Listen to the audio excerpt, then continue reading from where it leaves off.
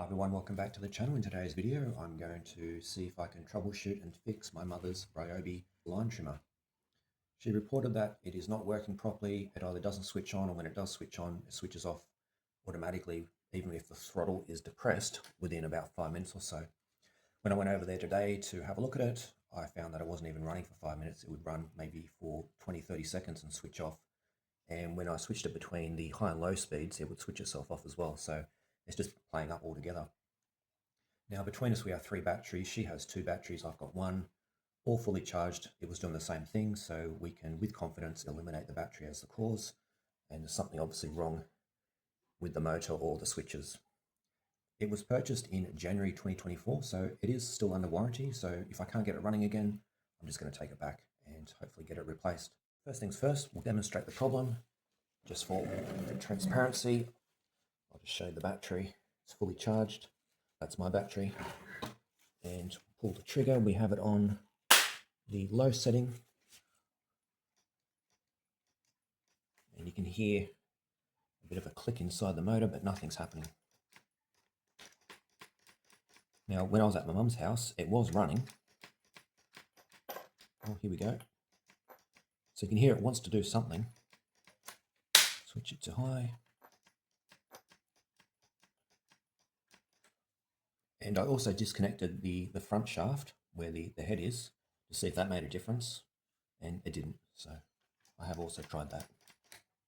I've also tried removing and then reinstalling the battery multiple times to see if there was a contact issue. I've had a look in there. There's a few kind of cobwebs and things, so I'll put an air duster in there and just try and clean it out. It could be as simple as that, but that's what I'm going to do now, is just do some troubleshooting and see if we can't get it running properly again. And keeps this inside a shed without the battery connected. So there's probably going to be creepy crawlies in here from time to time. So I'll just give it a blast of compressed air and see if that makes any difference.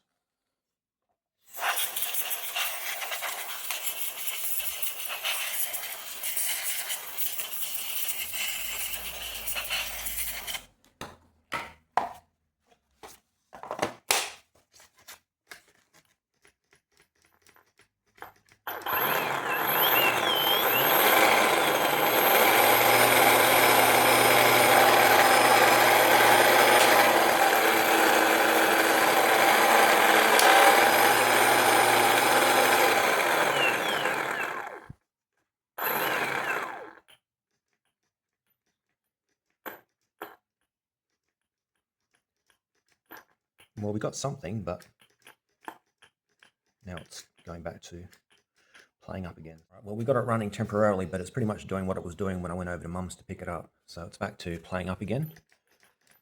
So what I'll do now is remove the battery, take this case off and have a look inside and see if there's anything obvious there that could be causing the problem.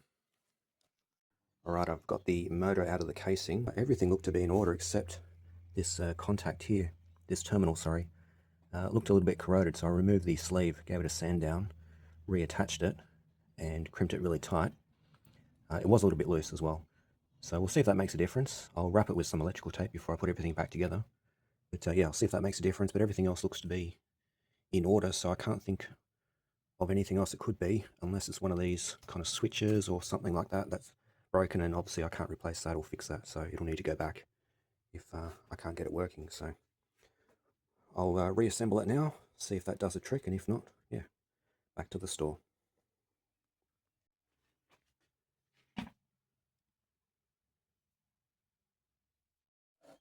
All right, I've got it reassembled. A bit of a pain trying to keep everything inside to reinstall the case, but we got there eventually, and we'll now give it a test.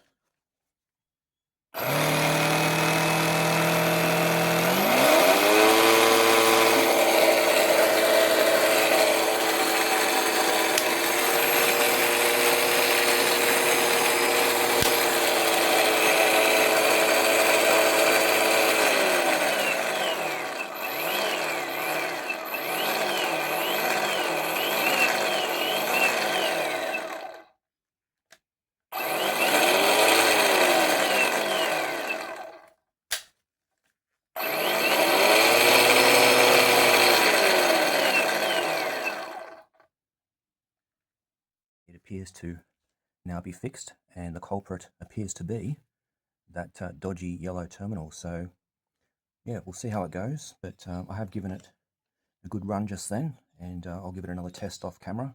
And if it does start playing up again, I will leave a comment, just again for full transparency, but at least for now, it appears to be fixed. Okay, well there you have it. If you have a battery operated line trimmer and it's playing up like this one was, might be worth breaking the case open, just having a look inside and seeing if there's a dodgy contact or terminal inside. Could be an easy fix for you. I'll leave the video there for now. Any comments or questions, leave them below and I'll get back to you. And as always, thanks for watching and subscribing. Cheers.